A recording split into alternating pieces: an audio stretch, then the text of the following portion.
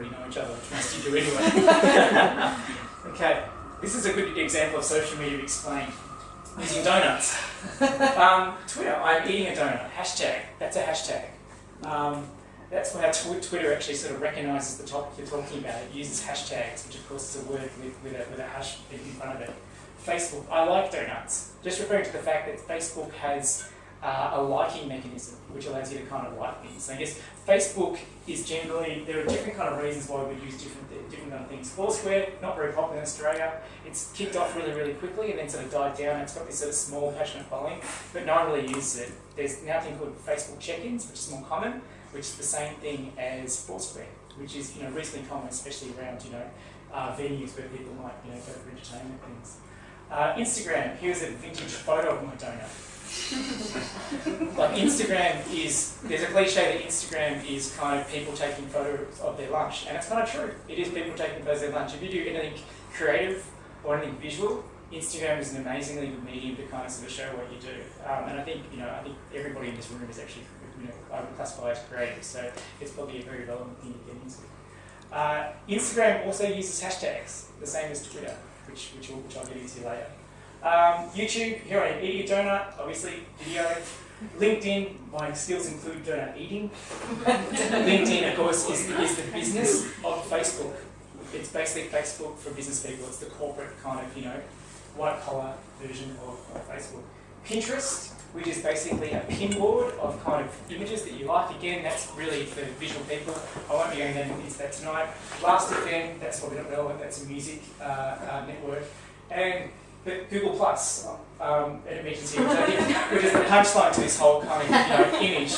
I'm a Google employee who eats donuts. I guess what this sort of brings about, because again, this is just basically kind of to rib on Google. The fact is that if Google can't get social media right and get people to follow them, it's pretty bloody hard to kind of get it for anyone, which is a really good sort of example. It's not easy to kind of get social media kind of happening. And I'm going to go through a few sort of steps on how you might approach it for your best chance to kind of do it. I guess part of the reason why I do this talk, it's kind of weird because I strongly believe there's no such thing as a social media expert. Like I work in advertising and I see lots of people come and say they're social media experts, but you can't be an expert at it because it's almost like a playhead on a timeline that's constantly moving.